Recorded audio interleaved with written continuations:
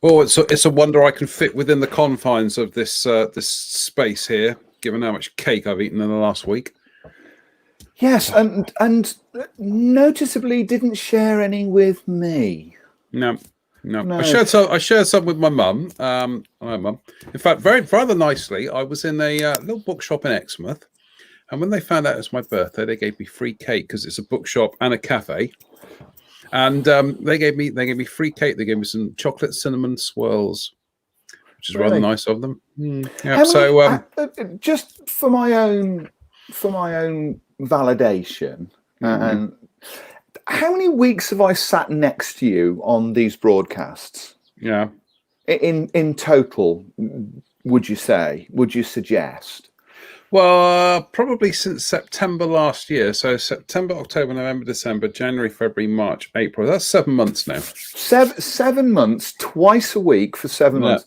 And you feel that it's justified that you can go away on one of those nights and stuff your face with cake and not offer me any at all. No, on that night, I wasn't having cake on Wednesday night. I was preparing myself mentally for the drive to Exmouth the next day, but no, tell a lie. No, Wednesday night I was stuffing my face with cake. I was stuffing my face with that lovely velvet chocolate cake, which was made for me by which was my friend Tara and her daughter did for me.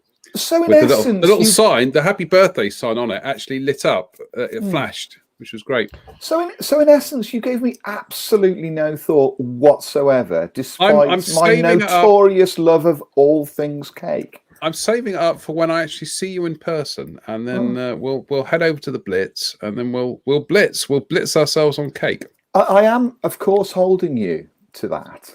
Yeah, absolutely. Anyway, hello everybody. Welcome to the Interesting Modelling Company Cake Special Edition. I've just managed to get myself through the first week of birthday cake celebrations, and I've got another week coming up. So you're not the Queen. You only have one day a year as your birthday. No. Why is it now stretching out to 2 weeks? It's the new rule. It's the new normal. Do I have to accept that this is going to happen next year as well? That it'd be Jonathan Mock's birthday fortnight? Hopefully next year. If COVID can go and do one, then I shall be on a proper tour. There'll be T-shirts, merchandise, you name it. It'd be great. Really? And still no cake for me, presumably. I'll get you some cake. Don't worry. Anyway, look, we've got a lot of modelling stuff to talk about tonight, rather than wittering on about me and my cake. A delicious cake, by the way, everybody. Yes, especially the velvety chocolate cake. Oh, I tell you what, there was that. But then the next day, what did I have the next day? I had quite a few. And in fact, Matt, if you're watching, Matt Whiting, Matt last year when he went to the lakes, bought me some lovely kind of little millionaire shortbread chocolate orange things, which I was saving for when I would go down to Exmouth. And then when I went down to Exmouth, I sat on the seafront and I ate them. Anyway, should we talk about... I can't really tell you how angry... This is making me absolutely furious that you... Yeah, it should do. That you've had such a cake-alicious week. And I have, and I can still actually get into my jeans without needing to spray myself with No. Well, no, I don't want to know about. I don't want you to discuss spraying yourself with anything. No. Anyway, it's not an image I need. See, Kat says happy birthday, John. You see that? It's just so nice. They're all so nice to me. Anyway, shall we talk about? We need to talk about models because we have got a lot of things to get through tonight. We had quite a few things turn up at Interesting HQ, but I think we need to play catch up on your adventurous last few weeks or so, because as we saw this week, you have been building, he said, trying to find the image, you have been building the new Tamiya F4 Phantom. I have indeed, and there it is. I have. I've the last sort of 3 or 4 weeks have been taken up by putting the new Phantom together, the new Tamiya F4B that's going to be released I believe in June. The worldwide release for this thing will be in June. There are a number of white boxes out there that people have seen, including us. We had one 2 or 3 weeks ago. You may remember. We took a look at it, but this was, I think, the first of the full spec boxes in terms of the plastic parts, but also full paint instructions, the full decals, and also canopy masks as well. So this was, I got to play with the whole lot rather than just the plastic parts, which I've seen out there.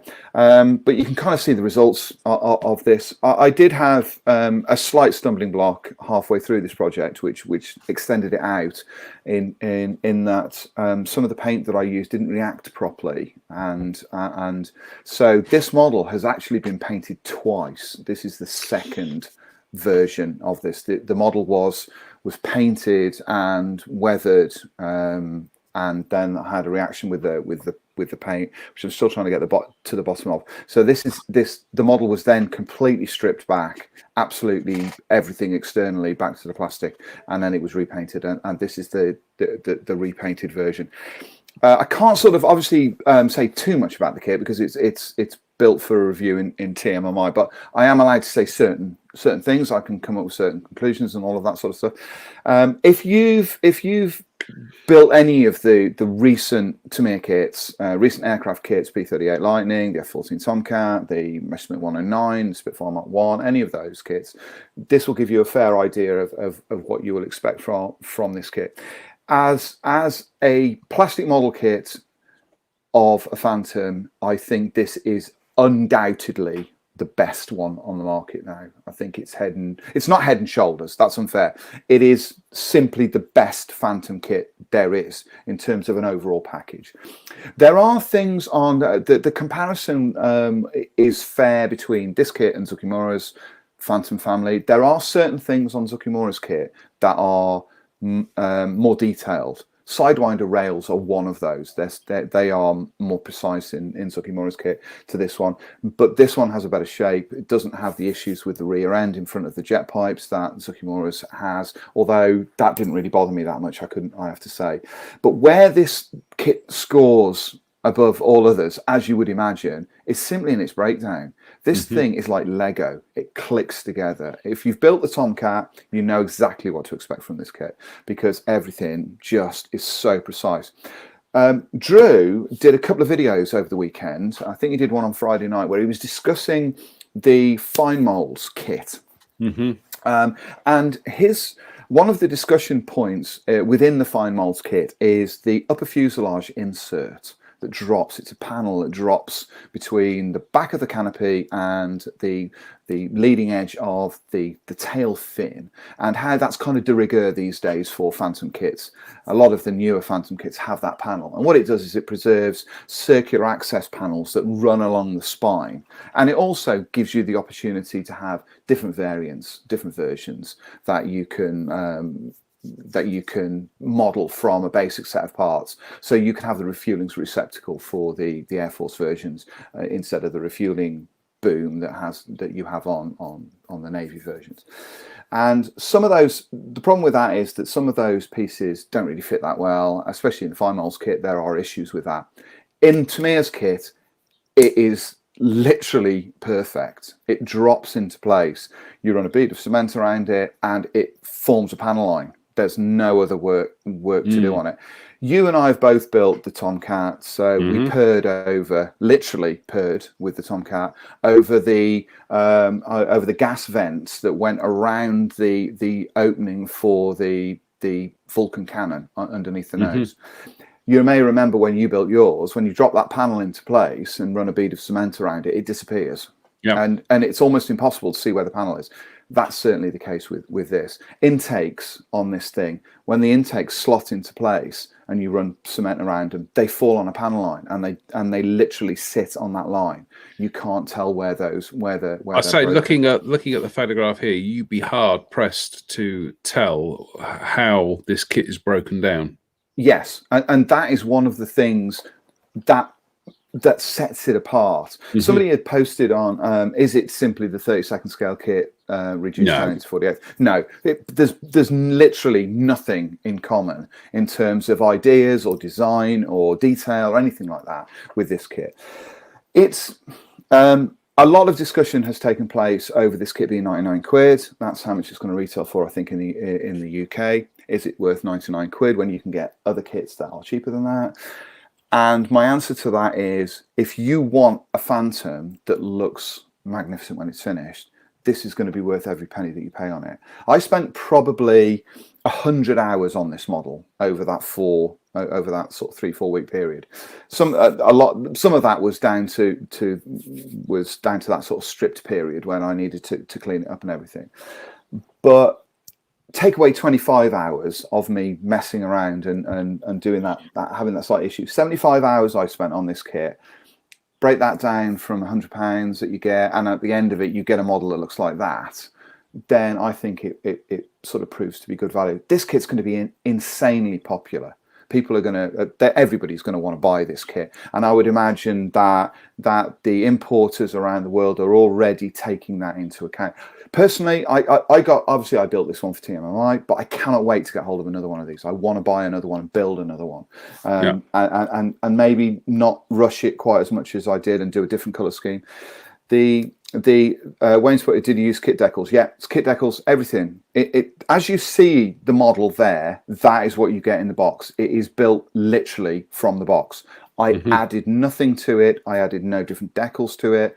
I built everything as it came. That is exactly as it is in the box. Seats are the same. There's no straps added, no etch brass or anything like that. That is literally it. But I'd like to have a go at another one and maybe sort of change a few things around, do a different color scheme and all of that kind of stuff. It's just kind of beautiful, you know. And yeah, Ian's put, should the center glaze portion have a continued red paint applied below the side glazing? Yes, it should, actually. It should. And I haven't put that on mine, which I probably will do before I take the final photos.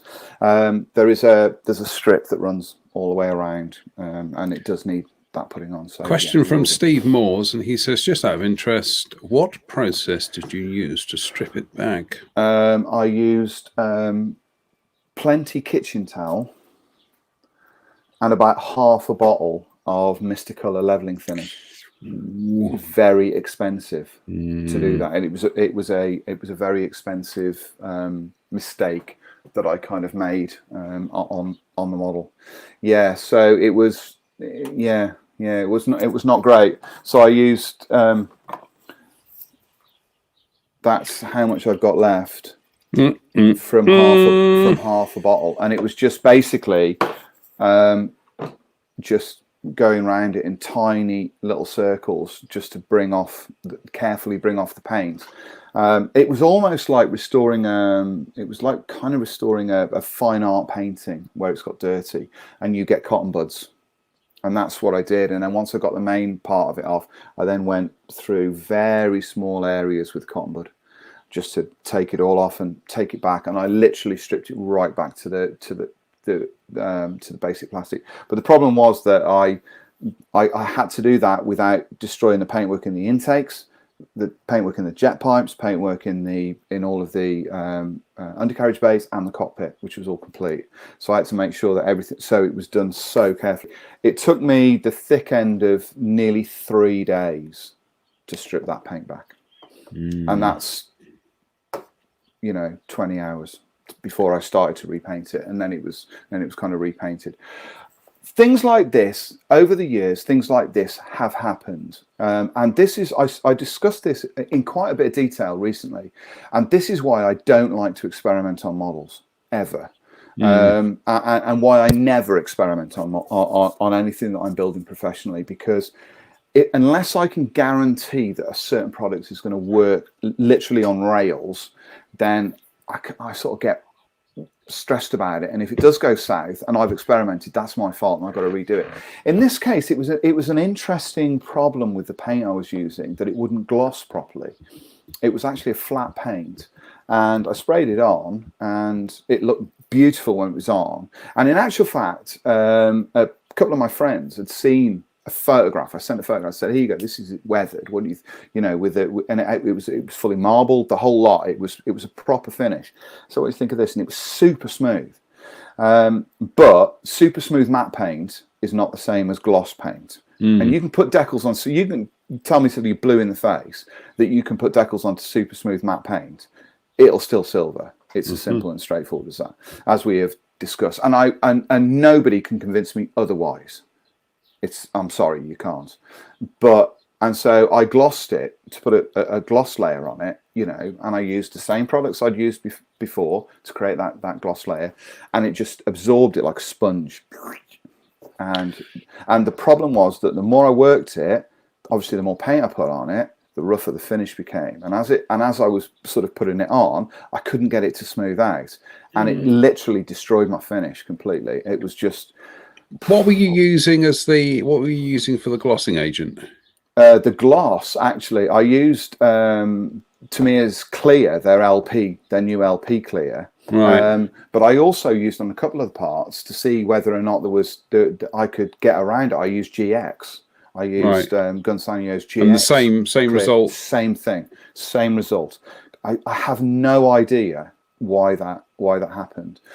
So then what it meant was, and this is again something, and this is where the pandemic sort of had an impact on my work, and you know, and I appreciate that this is a minor thing compared to what's happening out there in the real world, but on my work it had an effect, because normally I would be able to order the paints and get them delivered overnight, do an overnight delivery, and that would solve the issues. But I ordered the paints from doing a click and collect and thought, well, I'll probably be able to get those the next day. But that took 4 days from ordering it for me to pick it up. So it was really on the 5th day that I could start to repaint it. So that put a 5-day hole into the middle of my deadline. And then I was kind of chasing my tail after that. And when you build one of these modern jets, especially something like Phantom, which has got lots of little details all over it that you have to paint on it, you find I seem to have dozens of different sort of parts lying around that all needed to be weathered and painted, and it was gloss. So I like to leave that for 24 hours. So it was just this constant kind of revolving issue that I had with the finish. But I go back to the point that I made to you offline. The problem with this model was, if you have a model that's readily available already, it's been released and you're building it for a magazine, if it goes sideways, you can go and order another one and put that one together and just sort of and just chalk it up. I was the only one that had this model with those decals and those masks. So it wasn't as though, and I'd already started to work with some of the decals, so it wasn't as though I could think to myself, right, well, I'll just go out and buy another kit. There wasn't one. You know, I didn't have another kit to work on, so I had to work with what I had. Fortunately, I sort of, you draw on all of your expertise. I say this about being a professional of any description, not just model making, but as a professional. When you're building something or doing a job and it's working properly, it's running on, like I use the phrase a lot, it's running on rails, it's easy. It's really an easy thing to do. It's when it goes south and then you have to sort of deal with it. You have to draw on all of your experience to get yourself out of what was a huge and very expensive hole. So, but fortunately, it's done now. Other than those little trim marks that I need to put on that Ian's just pointed out that I need to put on the center part of the windows. But I love the model. I have to say, I love the kit. The kit is fabulous. It is fantastic from start to finish, and it just looks amazing once it's done. You're all gonna, if you get one, you're gonna love it. You're gonna love it. It's amazing. Well, I at the other end of the spectrum, I built a model this week, and it took me all about 45 minutes. And that was I started building one of these Plastic Soldier Company CMPs, and that's it, just built straight from the box. What I am going to do is I'm going to add some glazing to the interior, because I've got some spare plastic packaging that is ideal for it. Yeah, it's a fabulous little kit. Cracks together really nicely, no vices, Everything fits as it should. I think the fun is when it actually gets around to doing the the painting and the weathering on it. Might have to source. Well, I'm going to have to source some decals for this, but I think what I probably do is just make some masks and spray some stars on it. Just something basic. I also put together the tries to find the photograph. I put together the gun and the limber as well, which oh goodness me, I can't find. There it is. I put together the made a 17-pounder in the end, and the limber as well. Detail on this is really nice and sharp. It's going to hold a wash very nicely. Really, really impressed with this. And I'm looking forward to building the armored cars as well. But I think IBG do some of these CMPs in 72nd scale, and they're obviously much more detailed and much more involved kits. But for somebody like me who's always liked these vehicles and wanted to build one in the smaller scale, I tell you what, this is better than I could scratch build. So yeah, big thumbs up from me, and I'm looking forward to getting some paint on it this week. So yeah. I don't know what I'm going to do with the spare kit. Probably build that one as well. But yeah, fabulous little kits. I have to say, having seen we chatted about this. Yeah, was it last weekend? We chatted. It was, yes. And they do look really nice built up, don't they? They look kind of cool. And all those nice sharp edges that are on there and the nice detail. You can have some fun dry brushing all that. Yeah, I might actually do some good old fashioned dry brushing. I might build the other one. And what I might do is build two using completely different techniques. But what I am going to be doing on this is employing just some kind of like some basic tricks. I'm literally going to hide things with mud. They are the equivalent of curbside models. If you look on the underside, there's really no chassis detail on there, but there doesn't need to be. These are primarily for war gamers. But ultimately, even as static models. On something like this, like we say, like with curbside cars, if it's not going to be seen, why worry about it? Frankly, and we're gonna come to the extreme opposite of that a bit later on in the program tonight. Anyway, built that, so I'm going to get around to painting that this week, and I have actually finished another model. And the model I finished is the little Italeri /Eschi Panzer 35. I do apologise for the photographs. For some reason, my iPhone has got terrible color balance on it, so I should take some proper photographs with it. I've built one now. I've actually built this kit. I've been wanting to build this kit for over 40 years. I've actually got around to building one now. Not without one or two issues. The turret, really, the fit of it is not brilliant, and I had to do quite a bit of trimming and scraping on it to get it to kind of even marry up in the end. And I've ended up with kind of gaps in places which I don't want to talk about. And the tracks are, they're not great. They are, you can see they are big, thick things. They lack detail. They don't sag. This is one of those occasions where they'd have been better off being replaced by Lincoln length tracks. And likewise, those insanely overcomplicated bogies they really did my head in after a while. But I can tick this one off the list now. I built it. It's there's some fun painting and weathering it, and I'm glad that after 40 odd years I can finally say I've built the Eschi, now released by Italeri, Panzer 35, the Skoda tank. So excellent. We'll tick that one off the bucket list. I have to say, looking at the photographs that you've got there there definitely has been an evolution in your painting style over the last couple of months. I like the way that you've done like all the streaking on that one. I've always done the streaking, but it seems more subtle and more I don't know. Pleasing is I tell you what it is, word, but it kind of that sort of. I tell you what it is when you've got something that big. Yeah, it's. When you've got a model that big, let me rephrase that. I know.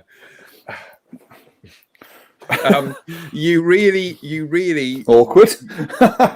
you've really got no room for being heavy-handed. No, absolutely not. And it kind of, you know, especially when you're trying to take photographs and you know that something that big and people are going to see it that big on the screen. I will take some proper photographs at some stage, but it's done. It's done. It's finished. I wish I'd finished it a bit quicker because yet again, I'm spending far too long on these things, and I've kind of got a streamlined process of finishing models, which I'm hoping to employ on one of the things we're going to talk about tonight, on another kit. But yeah, all done. One built, one finished. Next. Yeah, indeed. Before we go on to another project that I've been working on, Offer Cohen has put a question up there, and he's put, from your perspective, does the Hasegawa kit, is it still obsolete or still valid? The Tamiya kit is double the price, and I can guess that people will think twice before spending when Hasegawa still has to be a good replica. My attitude to that is no kit is invalid. No. I mean, I've spent at least the last 12 months kind of proving, along with John, because we've done these side by side in some cases, proving that cheap and cheerful, easy, older kits are every bit as valid as anything else. If you want to build a Hasegawa kit and put it together, and again, I refer back to Drew, who did his video on Friday night, who's been building an older Revell 72nd scale F4E Phantom, older 72nd scale Hasegawa F4E Phantom, and he prefers those to the Fine Molds kit, which was released last year. So it is entirely up to you. I genuinely don't feel that way. I don't buy into the idea. We've talked about this before. I think we might have talked about this a couple of weeks ago in one of our midweek programs. I'm genuinely not of the mind that because something new comes out, it has to automatically be better or more valid, to use your words, than an older kit. I don't feel that kits get replaced. You just build what you want to build, and we love the older kits on here. We genuinely. Well, I was going to say we've got one of the things we're going to be talking about tonight is a reissue of an older kit. Yeah, but we'll talk about its merit when we actually get round to it. So absolutely. So the question to you, the answer to your question is very much no. I don't. The Tamiya kit is fabulous. Do I think that in the same way as a a modern 2021 car is necessarily better than one produced in 1985? If you love the 1985 car and you want to drive that, then that's every bit as valid as the one that was released in 2021. Is a 2021 Volkswagen Golf better to drive than a 1985 Volkswagen Golf? It's all relative, it's though, all relative. Yeah, absolutely because relative. You could get, without wishing to seem unkind, we are going to see some of these brand new Tamiya F4Bs built and finished across a varying degree of skills. There are going to be some excellent ones out there. There are going to be some ones as well. Yeah. Similarly, there are people who are, a kit is only as good as the modeler. So, somebody with, somebody still trying to kind of get to grips with their skill sets, building a £99 kit, then go for it. But, in order to get the best out of these, state of the art, brilliant kits, to be honest with you, you've got to have your A game. But it's all down to we just people, their workbench, their rules. I really, I would hate it if somebody thought that somehow we were in any way perpetuating the idea that one thing is better than another. We don't think that at all. So absolutely not. And in fact, I've got a couple of Hasegawa F4 Phantoms up in the loft that I've sort of got planned for a possible project over the next sort of 18 months. And I still really like them. I've got the RAF Phantoms that they do, the FGR2 and the FG1, I think the name, they're still lovely. They have issues with the intake slightly, but they still build and they still look brilliant when they're put together. So absolutely not is the answer to that. Moving on, just very quickly before we get to the news, I've also been working on another kit this week, which John has got some photographs of, I believe. I've sent you them along, and that Yeah, thing, yeah, yeah. and that is the Picara that we had sent over from Jadlam. I've managed to now complete all of the assembly for this thing, and it's now ready to paint, which I'm hoping to do. Well, I won't be doing it tomorrow because I'll be writing up an article tomorrow, but certainly over the next sort of few days, hopefully get this thing painted and get it finished off. Still really impressed with this kit. It goes together really nicely, and it's got a lot of detail. Yeah, a lot of detail. Tons of detail. And one of the things that I really like about this kit, and you can see it in this image, is the way that Kinetic have opened it up in terms of surface detail. It isn't just about incised panel lines. There's lots of raised plates and raised detail and rivets on this thing, which makes it really interesting to look at, and also makes it really interesting to paint because you can bring out all of those details. That gives you an indication there of how complex the molding is on this kit as well. That essentially is like a 1 part lower wing, but that's a really impressive piece of molding, and you can see the detail that they've managed to incorporate into that. And what of course that means is this thing is super simple to put together. It's a really easy kit to build. There's no snags in it. There are no pitfalls. Everything is as you would imagine. It's really great. It's kind of a size as well. I've said this before, but it's kind of A10 sized, and you get a good indication of how big this aeroplane is from this model. There it is with the whole of the wing is glued together with the engine nacelles in place and all of that kind of thing. The fuselage halves are simply held together with tape here, just to give me an idea of how it fits. And you can see how big the cockpit opening is. So, although the detail in the kit is really nice, you could add some extras in here. I'm sort of planning on adding some. The ejection seats don't have rails on them.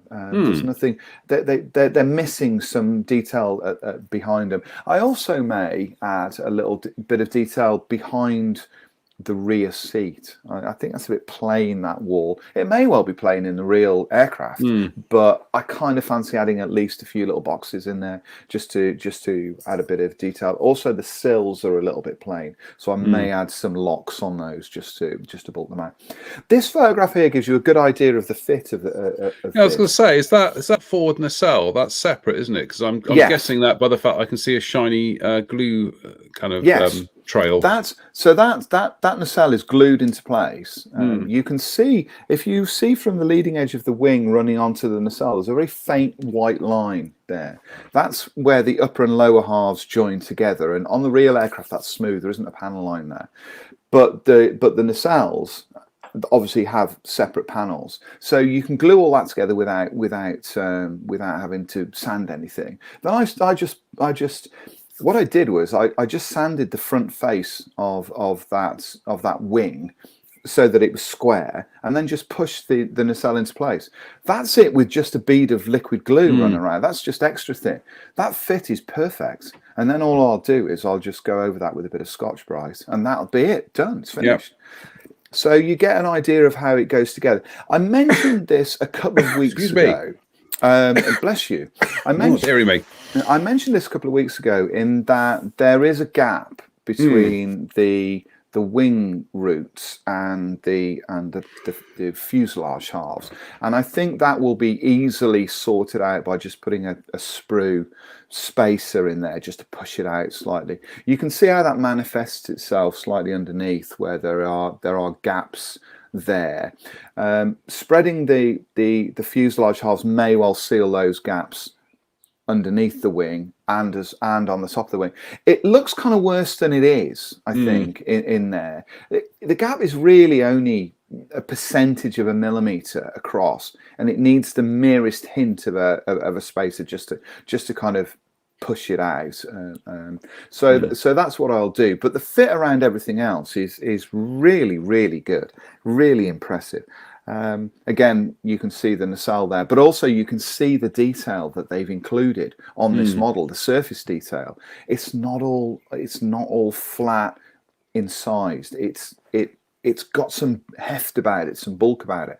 And I did mention that I was planning on bringing this detail out with washes, but also dry brushing as well. I'm going to dry brush this model just to pop all the details. So I'm going to experiment with kind of, I'm going to go back to my kind of legacy builds for this one, and I'm going to paint it and weather it the way that Francois would have done with some of his aircraft, and see sort of how that fits. The Phantom that's 2021 iteration of my techniques, so there was really no Verlinden techniques on that at all. It was just my techniques from now, with everything in place. But this thing, I think I'm going to take a step back and do it with just the washes and maybe dry brush the detail and sort of bring all that out.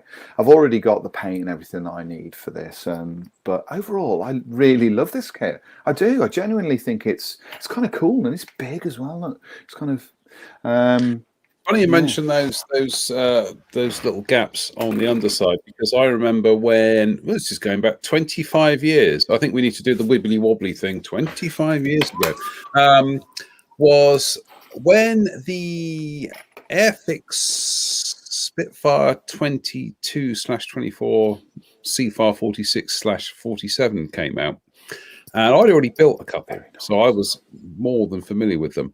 And there was, I think this might have been like the very early days of AN, well-known modeling forum place. And a guy put up some pictures, which back in 1996 was a Herculean effort.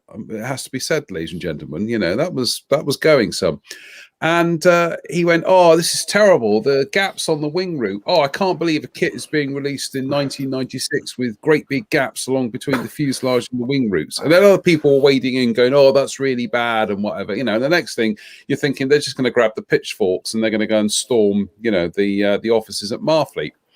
And I said to him, have you put the instrument panel on the rear bulkhead in yet? And he's like, "No, this was just a test fit." Put the instrument panel on the rear bulkhead in. What happens? Sorry, what? I can't hear you. What does it do? It pushes the fuselage halves out. And do they meet the wing roots? Yes. So there's no gap, is there? No. It's like, you know, and you see this happen so often that people do this. This is, you know, people do this. This is why there was that. Do you remember that magazine that used to do those kind of just builds, and it was just they built them, but they didn't paint them and everything. And it was just, I remember looking at it thinking, yeah, I don't get that, you know, because there are certain things that you do to models that you really just don't assess them as unpainted blobs of plastic. And anyway, but as you say, you may find that when you actually put something into that, you know, into the fuselage, it will just. I thought about it. I did think about that, but there isn't anything that goes in there. But if I stuff my finger in there, and push it out, it seals. And if I was to do that on either side and use this stuff, then it'll be enough to hold that joint and seal everything. So I may even just do that. You can see that there's a hole there. A panel goes in there behind the rear seat. So it will kind of force those two things out. There's ways and means around that. But like I say, it's a great kit. It really is a very impressive kit of actually a pretty impressive looking airplane, unless it's the single seater, in which case. So you holding that model up? You holding that model up there for a moment? I thought, that looks 32nd scale. It's big, isn't it? Look. Yeah, a big old thing that is. Yeah, you'd honestly think that was 32nd scale. I haven't got anything that's kind of close around me that gives an idea of sort of size, but it is. It's. Well, we'd like to say yet again, we'd like to say thank you to everybody at Jadlam for sending that kit to us. Indeed. And you know, fingers crossed, now that your Phantom experience, not so much a Phantom, more a poltergeist. Now that that's behind you, with a bit of luck, that you know, we look forward to seeing some updates on that. So again, thanks to everybody at Jadlam, and watch this space. Indeed. So, shall we actually get on with the actual news now? Now that we're almost 3/4 of the way through the show, and we've got a lot of things to get through, so we're probably going to overrun a bit tonight, ladies and gentlemen. But as usual on a Sunday, as it's the line of duty, Sunday. Ooh, yeah, we can't really overrun by too much. No, okay, we will rattle through everything then. So, kicking off, what's first on the agenda? The first thing we're going to go for, and we got a couple of new kits from ICM tonight to take a look at, but the first one that we're going to have a look at is they've done a set of Vietnam era US pilots and ground crew figures. Yes. And which piqued our interest earlier on. I think last week, I think we might have first seen these. We're showing you what is included in the kit. Now, although this kit seems to me to be something to be welcomed, I have slight reservations about it. And that is that this is a 48 scale kit and with these figures, but on the box it says the set includes 5 figures of US pilots and ground personnel from the Vietnam War period, correct details of uniforms and equipment. And that has made me ask a simple question. Does the box only include 5 figures in 48 scale, or does the kit include 5 different figures in multiples of those figures? Are there a number of each of them?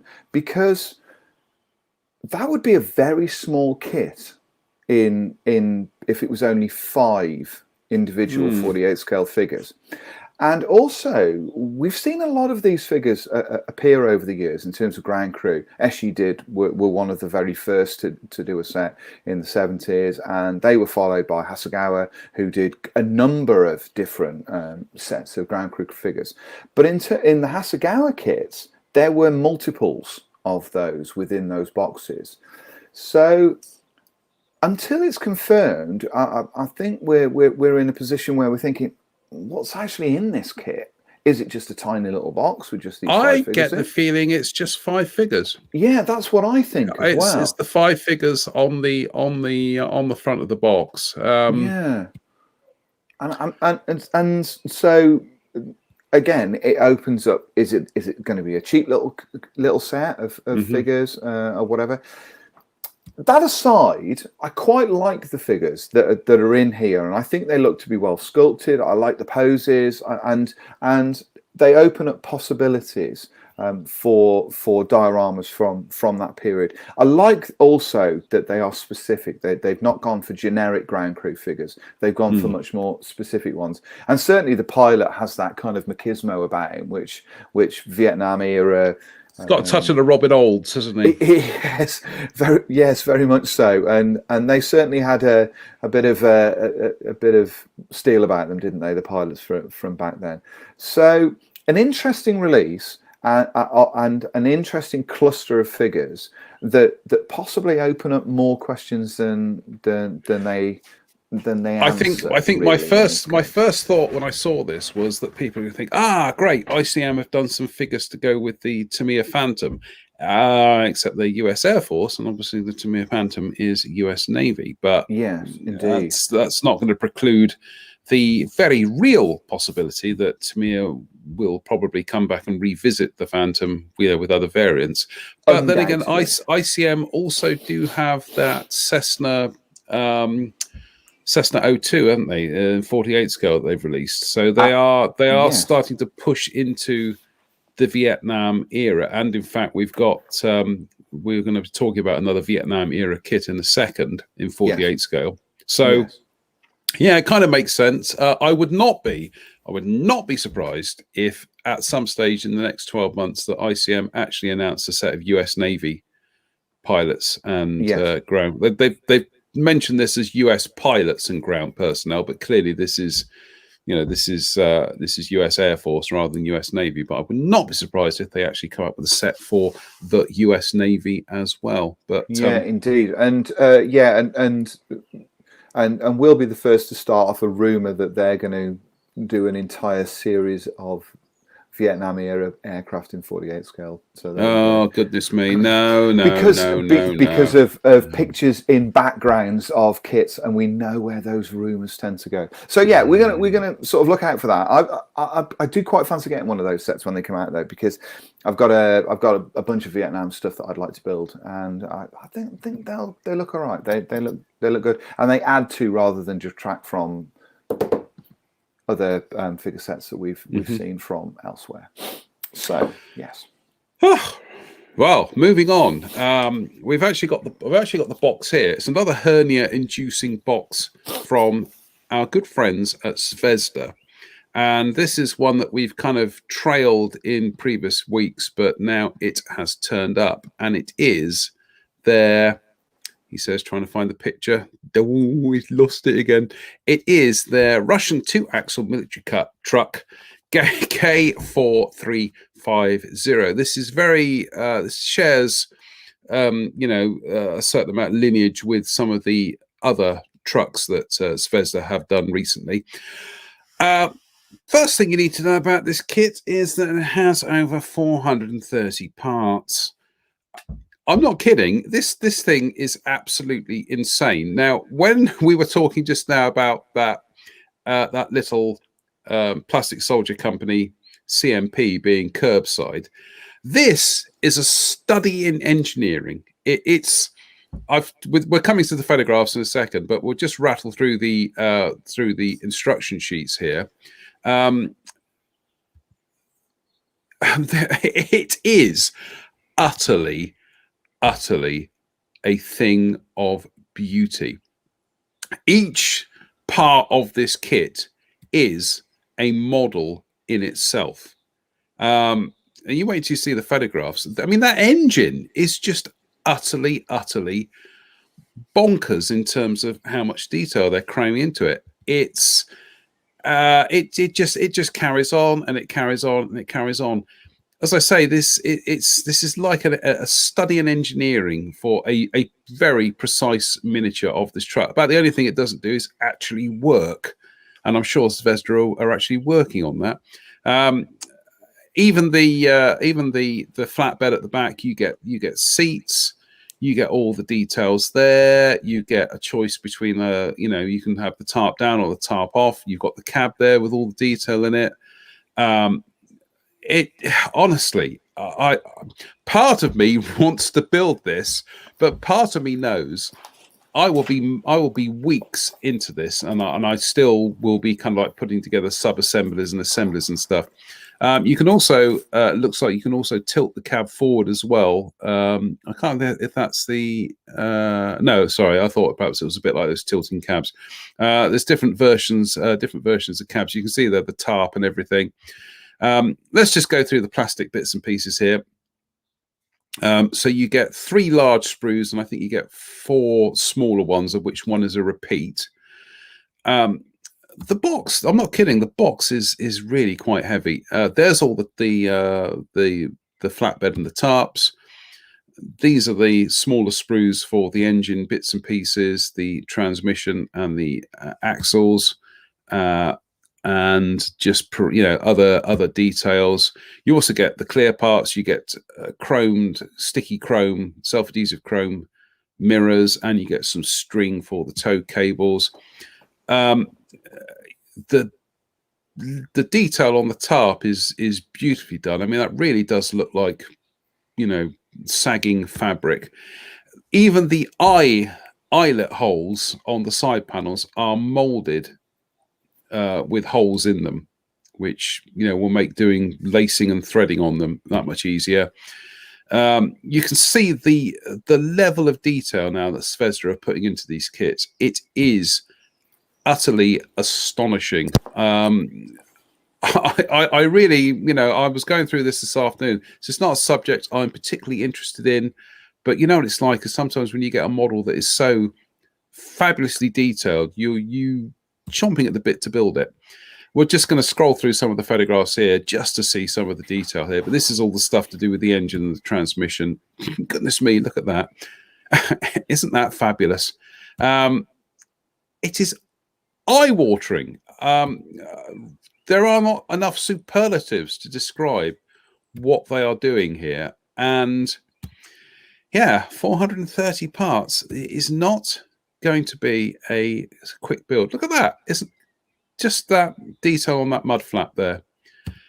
You get a decal sheet for various versions, of which, well, 2 actually, but with various marking schemes on there, mostly all in green with, with the slightly paler tarp, but some very nice markings there, including a parade version as well. This is just utterly fabulous. You would, it would have been very easy for Zvezda to do this kit with about 150 parts, but they have gone into this, and it's almost like this is a kind of like a point of pride with them. They're a Russian company. They're doing modern Russian military equipment. They're going to do it. They're going to do it properly, and they're going to do it thoroughly. We're going to put the photographs up of this up on the timeline probably tomorrow, because we've got so many photographs of it. It is just a hell of a kit. And do we have a price on that's a very good point. I know that's I should have asked Mr. Farmer for the price of this, but just bear with me a second. What it's called again now? Let's just do Zvezda Russian truck. I would not be surprised if it's around the £35, £39.99 mark. So we're just going to do a. It is around the £35 mark, apparently. Wow, that's an awful lot of plastic, isn't it, for 30 odd squids? Yeah, let me just bear with me a second here. I've got to try and remember what it's called again. It's the K4350. Okay, just bear with me.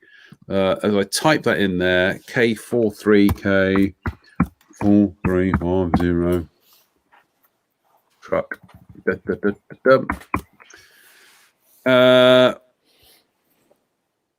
Yes, it's around the between £30-35. That's absolutely that's manic. I just cannot believe that all that stuff in that kit, and and it's that lowly a price. I mean, I'm just having a look on the Jadlam site here, because they've got the other similar vehicles, the K432 and the 5350, and they're all £32. Yes. Yeah. There's not much you can say about that. No, I have to say, I think you're right about the point of pride with these kits. It does seem like they're saying, right, this is what we do, this is how we're going to do it, and you're not going to want to go anywhere else for these trucks. And it's as simple and straightforward as that. And all of the military vehicles that we've seen that have come out from Zvezda in the last, I don't know, 18 months have all been like this. They've all been absolutely brilliant. And at the levels of detail on them is just extraordinary. And I agree with you about it being an engineering study in miniature.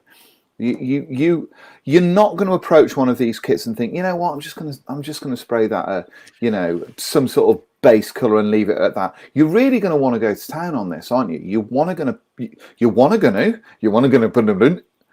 want to pull all of the detail out and try and accentuate it as much as you can. I was just going to say, you know what you and I are like for when we're building tanks, and we never bother with the undersides.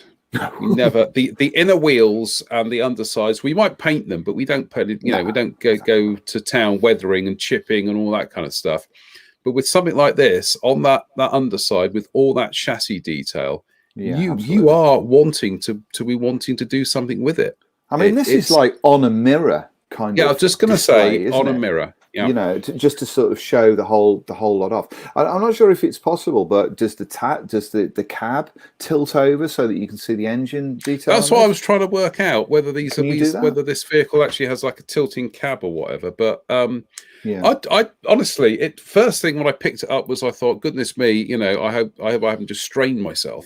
But it was going through the photograph, going through the bits and everything, and it was just like, this is overwhelmed with the amount of detail in that kit. It's absolutely astonishing. It is astonishing. And for 30 odd quid as well, because that's a lot to build before you start painting it. So you're getting real value for money there. It's kind of extraordinary. I know people who say, "Oh, this hobby's over," people who are kind of a little bit perturbed about the price of the Tamiya Phantom. Getting your money's worth there. You are indeed. So moving on, I'll say going from something that is lunatic to something that is just loon. Indeed, actually, yes. This thing. This was posted out this week on Tacom's Facebook page. This picture, a new beginning, was all it was, and it was kind of manifestly the sort of thing that Radiohead would do when they were about to drop a new album. They would put in just a little name, and that was it. So they dropped this photograph on and kind of left it at that, and everybody suddenly thought, we know what this thing is going to be, and they were kind of right. It's Tacom. Apparently, and we know nothing more than this, are going to be doing a Loon class ekranoplan. And the Loon class ekranoplan is better known as the Caspian Sea Monster. No, it's not. No, yes. No. According to, are you sure? Yes, because the Caspian Sea Monster. The Caspian Sea Monster was even bigger than this. I know people get them mixed up. They tend to the KM was the Caspian Sea Monster. Well, in that case, my research is not right, because it says the Loon class ekranoplan, also called Project 903, is a ground effect vehicle designed in the late 1990s, and this was the big one. According to, if this is what they're making, and it would appear so because it's got those missile launchers on the top, then this is the Caspian Sea Monster, because this is the one that is currently on display, is now on display as part of the Patriot Park. And this was the one that was beached. That is the Caspian Sea Monster, which is the Loon class one, which is this, apparently. Now, which seems to be causing us all sorts of confusion then as to which version they're doing. I couldn't find another one that had this missile array on the top. So I'm assuming this is part of that kit, but not all of it in that case. So if this is a Loon class ekranoplan, the Loon class one, the MD-160, is the big one with the jets. Around the cockpit, and that is this one. That is the Caspian Sea Monster, according to my research. I'm now really confused because that's what it says. Oh, right. Is that not what this? No. Is that stand by? Hold on, hang about. Let's. We're just bringing up a thing here because it was Ken Duffy always used to school me on this. That is the Caspian Sea Monster. That's the KM, right? That is considerably bigger than the Lun, and it's got that huge V tail. So have you got a photograph of the Lun there? I can pull up a photograph because of the that's Lun. Not the same vehicle as the one that they are doing, is it? The image we've got there that I've just pulled up. Yeah. That isn't the one that Tacom are going to be doing. That's not the Lun, is it? No, that's not the Lun. That's the KM, otherwise known as the Caspian Sea Monster. What do you do on Sunday night? I watched two blokes in their 50s argue about what. I'm happy to be. I'm happy to be corrected. I have to say. Bear with. I'm just grabbing another image here. Window. Here we go. That is the Lun. That's the Lun ekranoplan. That's easy to tell because of it having the straight tail plane, the fin, the kind of, the wing midpoint, and the missile tubes on the on the top of the fuselage, but that was built after the KM, and it is smaller. Okay. It is. So yes. So okay, that's Anyway. fine. So odd issues about the name, the Caspian Sea Monster aside, which I'm prepared to be corrected on. That is what they're modelling. They're modelling this one, not the more pointy version of them. And this one, the Lund class, the MD-160, which is what we can see in the photograph, is the one that it would appear that Tacom are going to be modelling. This thing is massive anyway. They only built one of these, or rather they only completed one of these. There was going to be a second one which they started to work on and partially built, but never completed. And that second one was going to be kind of like a hospital ship, medical kind of ship, as well as whatever this thing was designed to do. But you get a sense of how big this is. It would appear from what we've seen that Tacom's kit is going to be 144th. I doubt very much it's going to be 72nd scale, because 72nd scale would be gigantic. And so I'm thinking 144 scale. Even in 144 scale, it is massive. It is going to be a huge. I mean, this is like a ship that can fly. That can fly 4 meters above the water. So you get a sense of where we are size-wise with this. We have no kind of further information about this about this model at all, but it does open up some interesting possibilities in terms of the way that it's built, way that it's weathered. There are thousands of photographs of the MD-160 once it got put onto that beach. There were thousands of photographs of it when it was in its original dock as well, so you could see it all rusted away and all weathered. Somebody out there is going to have an absolute field day with this thing in terms of painting it and weathering it and making it look the way that it does now. Even if they don't go for it when it was in service, and it wasn't really in service, but when they were testing it to see whether or not it was a viable kind of missile platform.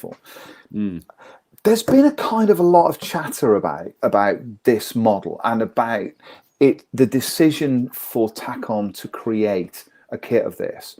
I noticed there was some, or indeed venturing into aircraft or winging ground effect aircraft. Yeah, ground effect kind of things. Yeah. And it was like, well, why are they spending all of their money on this when they could be making this? It was the usual kind of chatter. Well, they've been building model kits. They've been creating model kits of gun turrets.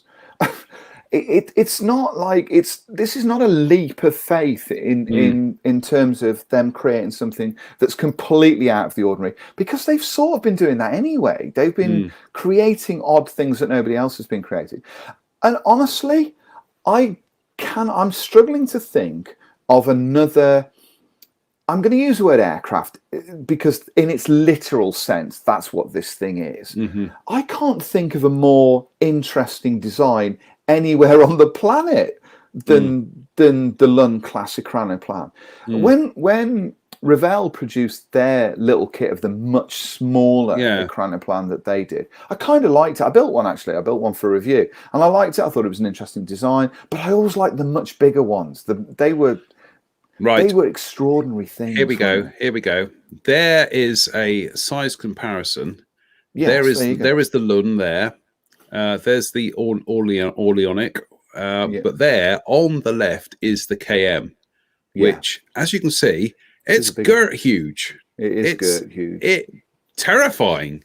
That thing flying hundreds of miles an hour above the water. When I spoke to Ken Duffy about this at a model show, so a model show, it's a very long time ago. And we worked out what a 72nd scale KM would be in terms of length. And I think it worked out in the end at being over a meter long in 72nd scale.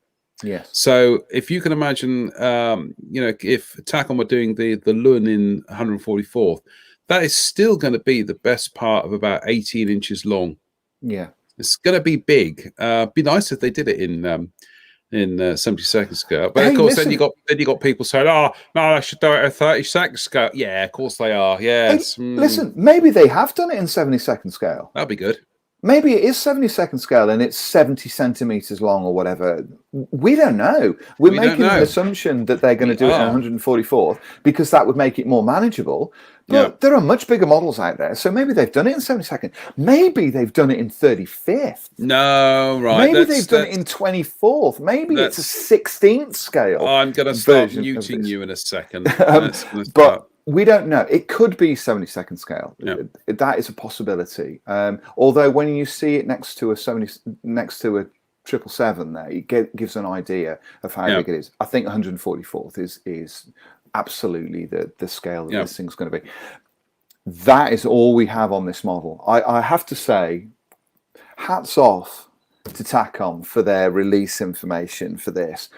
It's a brilliant opening kind of and it's got people talking about the brand. It's a brilliant. I loved it. I thought, there you go. They're kind of, it's that crossover. They're learning from other arenas. They're learning from the music business, the film industry, all that kind of thing. Where you have silly radioactive dinosaurs, where all you see is an eye. It's that kind of thing. Anyway, moving on from that, we do have another ICM kit to look at. Yes, which ties in with what we looked at earlier on, and that is this thing. This is ICM's new 48 scale kit of the B-26K Counter Invader. In inverted commas, Counter Invader. For those of you who don't know, the Invader was the A-26 Invader was a Second World War design. It went through various versions, iterations, ended up in Korea. It was used in Korea. They changed it to the B-26 Invader. Then it went from the A to the B. And then it was kind of, it was retired from US service. And then during the Vietnam War, they decided that they needed another attack platform, another stable attack platform. So they brought this thing back and used it during the Vietnam War. Now, that makes it sound like a really simple project. Actually, what they did is they completely reworked a number of these aircraft for the United States Air Force. They changed all the fuselage, they changed the wings, they added different wing pylons, they added propellers that could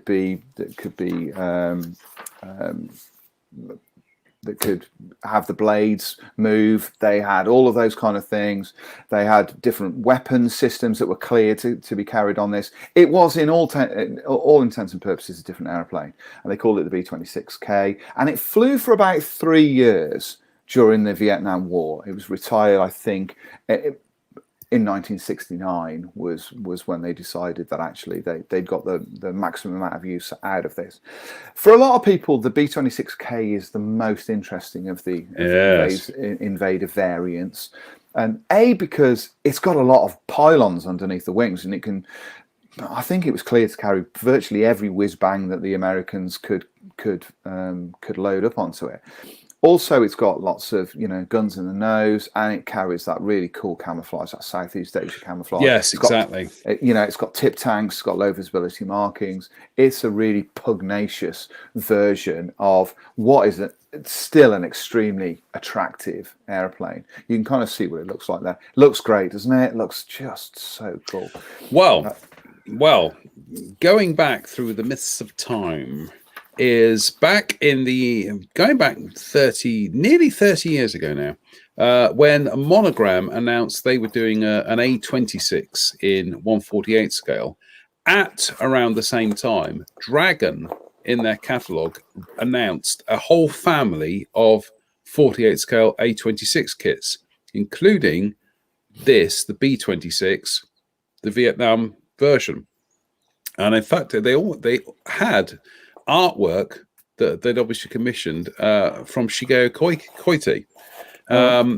And everybody was like, wow, fantastic. With 2 sets of 48 scale Invaders coming from Monogram and Dragon. As we know, the Dragon kits never saw the light of day. So to finally be getting an A26K, which I agree, I think it's just the most fascinating version of the aeroplane, because of all the bolt-ons, because of the camouflage. Yeah. And the fact that it was a World War II era aeroplane fighting alongside Phantoms, I find that a really fascinating kind of juxtaposition of history. Yeah, there is something about the story of American Air Force piston-engined aircraft being used during Vietnam. When you think of the Sky Raider, you think of these Invaders, and plus all of the forward air control aircraft that were used during that. It wasn't just about the jets. The Americans used a lot of propeller-driven aircraft to great effect at that time. And thanks, Rob, for variable pitch prop. That was what my brain was desperately trying to grab hold of, and really didn't make it. It was really kind of poor. I was thinking, I know what I want to say. I couldn't. You want to say contra-rotating props? I wanted to say something that didn't make me sound like I had absolutely no idea what I was talking about. You wanted to say Caspian Sea Monster. But I wanted to say Caspian Sea Monster for everything. In fact, I'm now going to refer to everything as the Caspian Sea Monster, irrespective of whether or not it's ever been to the Caspian Sea or is indeed a monster. So that's what I'm going to go for from now on. Those are the only images that we've got of the B-26K at the moment. It's the ones that were posted up on their Facebook page. Gives you an idea of what it's like. The family of Invaders have been around for a wee while. From ICM, so they've been built and people have seen them and all of that kind of stuff. There are, let's just say, it can be enigmatic to put together that kit, but it does look great when it's finished, and we are looking forward to having a look and see this. It kind of makes the monogram one that I've got in the loft with a load of Paragon bits attached onto it slightly redundant now, I think, although I am still very tempted to do it because it seems highly sort of rude to Neil Burkill not to use his parts that many years ago he gave to me. I think I must have had those Paragon parts for kind of 25 years. I would imagine that would probably be about right. But so yes, and the price on those ICM Invaders is pretty competitive as well. Ridiculous. So, yeah, they're pretty cheap. They're all around the kind of like the £30 mark. So we are going to have to rattle on here. In fact, I think a couple of items, Spencer, we are going to have to leave until Wednesday because we are just going to run out. We are going to run out of time tonight. So I think he's going to roll the dice here. What are we going to talk about? We'll save the two Zvezda ones for Wednesday. Okay. So we will leap ahead to another fabulous reissue from Italeri. Indeed. And that is this thing. Yes. This is the Toyota Land Cruiser that was originally an Eschi kit. Eschi released this thing, released a model of the 1979 Toyota BJ44 version of the Land Cruiser, which first came on the market in 1979, and Eschi kind of leapt on the idea of producing kits of this. I found a number of kits of this. There were the basic versions. I think it was originally released as a soft top version, as a standalone kit, and then they produced a hard top version, which was like a safari vehicle that had like stripes on it, and then they did a Singapore taxi, which you may well remember. But I also found a military version, an open topped version, armed with a machine gun as well, which I'd not seen before. Now, what has happened is that Italeri have reissued the original BJ44, the stripped back, the basic Land Cruiser. But what they've done is they've offered both the hard and the soft top in one box, which I don't believe Eschi did originally. I think that they offered one or the other, and so they've produced this.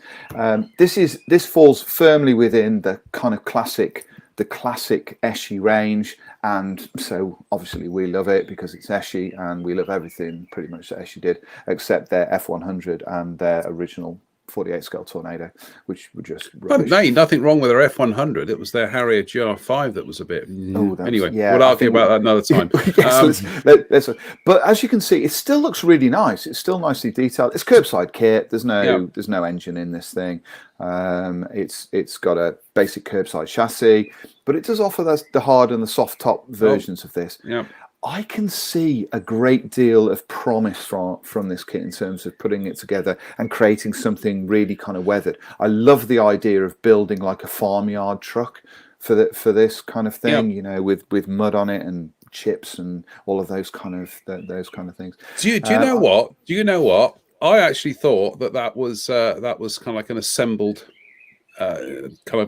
body there. No, it's actually molded like that. It's just one piece. In fact, we're just scrolling through the. I've just scroll back through the parts very quickly here, and I've got the kit here. That's essentially all your bits for your chassis. You know, your cockpit and everything. You know, interior. There's your floor plan. There's your clear parts. Then you get your soft top, your hard top. There's that beautiful one-piece body, which is the detail on it is absolutely, it's beautiful. Even for a kit of that vintage, it's still beautiful. Then you get your wheels, and that's it. I'm not kidding. When I was looking at this yesterday, and I thought, you know what? I actually really fancy building that. And then somebody who should remain Spencer Pollardless said to me, "Oh, I like that. I really fancy building that." And I thought, do you know what? I think you should build it. You get quite a few number plates here for various kind of countries and 2 schemes. One in kind of yellow with the soft top one, and then a nice blue one, which is the hard top. Yes, I can see a great deal of promise in this. The other thing about it is, and I agree with you about the simplicity of this. This is a weekend project, isn't it? This is a Saturday morning to Sunday night build. So that is what I'm going to do with it. I'm going to build and paint this thing. I'm going to have a word with Elizabeth, and I'm going to try and find a way of doing this over 2 days or whatever. Caspian Sea Monster. Yes, the Capsian. I am the Capsian Sea monster. You're the Capsian Sea monster. You've not quite made it to the Caspian Sea. You're in the tributary, which is the Capsian Sea. I am. That's what I am. I don't even know myself. So I think I'm going to try and do that. I'm going to do it over 2 days and put this thing together and paint it and weather it and see, do it as a kind of a weekend kit. We've talked about doing this on here, and then what I think I'll do is I'll have a word with John about this, and what we'll do is we'll do this as a series of kind of pop-up videos as well. I can't do it from here because John is the director and he's the guy in the booth, if you like. But if we can work it out so that I can come on here and do this like we did over the weekend of the modelling festival, then I can sort of chat to you about it, work on it, chat to you about it, and we'll do that over the weekend. So I think John's going to send the kit up to me, and we're going to work that out over the next few weeks. Yeah, I'll send the kit up to you, and I've also got an unwanted webcam here that you can have, so that should sort out your streaming. And we'll see what we can come up with and see how we do that. But the good thing about this kit is that, excuse me, is that although we're always kind of trying to encourage people to try something different. If you look at this and think, but I don't want to do cars, can't get that glossy finish on it. Honestly, something like this, you don't have to have a glossy finish. I have no intention of doing a glossy finish on this. You just have to have a smooth finish, but you can have fun painting and weathering this. I think it'll be all right with that. The inspiration for this is go back and look at Jen Wright's Mercedes rally car, which is she built that exactly the way I would have wanted to have finished it, but do not possess the skills to do so. So we'll come up with something for that. Quick answer we'll go through some of these questions. Jim Bates has put, what's wrong with the SGF 100, at least in 72nd? Nothing wrong with the 72nd scale one, but the 48th one is terrible. 48th, almost everything they did in 48th was just a bit terrible. What they did is Eschi did a bunch of kits up to a point in 48 scale. The Panavia Tornado, terrible. The F100, terrible. And then they hit a mark where everything was just lovely, and they did lots of kits that were beautiful after that, and lots of 48 scale kits. If you look at the Mirage F1, fantastic, you know, Mirage 2000 prototype, which is Saber's not bad. Saber's really nice. A lot of those kits were really nice. But when they were first testing the water and they were first sort of getting into it, they had real problems, and the F100 was virtually unbuildable. And then Monogram produced an F100, which was beautiful. So that's what it was. But the 72nd scale F100 is glorious, absolutely glorious. Yeah. So yes. And the other one, Steve Moores has put, I think UK plates but left-hand drive. Yes, I would think so. But I would imagine it's pretty easy to swap around, cut the middle out and just swap them over. So yeah, we'll do that. Yes. Right. We are running out of time here because you need to go and watch your cop show. I need to go and do my ghost stories in a minute. Hang